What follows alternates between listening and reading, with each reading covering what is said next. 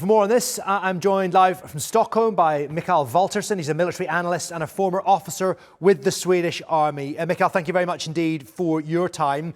We just had a bit of a rundown there of the military hardware that Israel has for its defences. But how about when it comes to attack? Can it continue the offensive it seems to want to prosecute against Iran? And does it still hold the upper hand? Well, it seems like they have the upper hand because they have a free reign over Iranian air, and the Iranian air defense has limited capability to shooting down the Israeli aircrafts. I believe that Iran has claimed 4 aircrafts down, but we haven't seen any proofs of that. And but the main problem for Israel is that they have a limited amount of missiles, both for air defense and for the offense. So they need to get more. And that's where the U.S. comes in. The U.S. says that they are not directly involved in the attacks.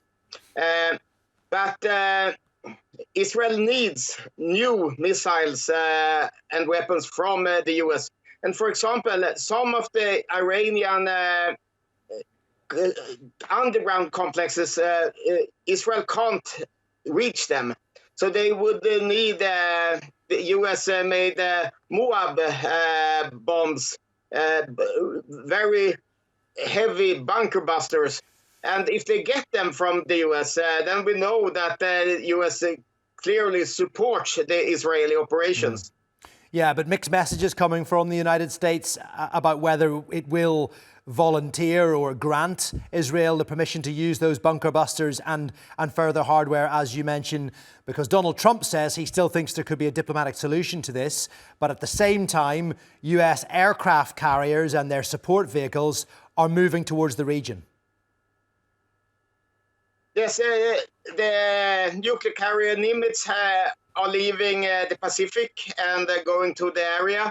The U.S. has one aircraft carrier stationed near Iran, and the U.K. has one also.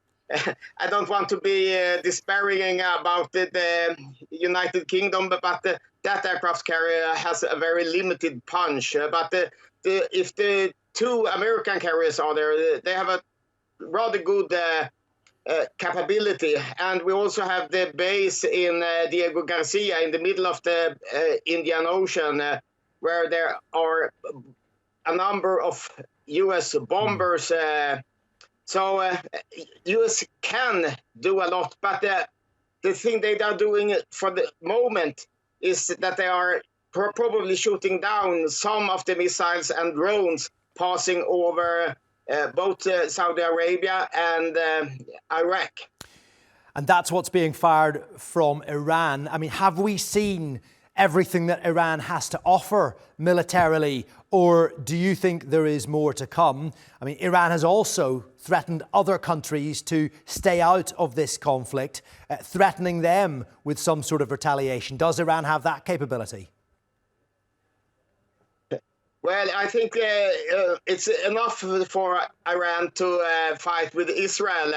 They could, of course, target other bases, and I realize that they might be frustrated when they see that tankers from the UK and the US probably are refueling Israeli aircraft.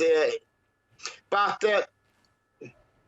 they have probably fired about 370 to 450 missiles, and the salvos has decreased a bit. I don't know if it's on purpose and they are building up for another major firing, but the Israeli aircrafts are now attacking Iranian surface-to-surface missiles when they try to deploy them. They are safe in underground shelters, but when they are going to fire, they must leave those.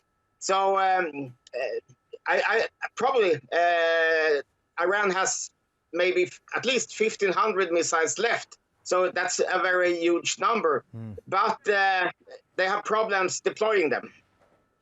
Mikael, we thank you very much indeed for your analysis today. Appreciate you coming on the News Hour. Thank you. Thank you.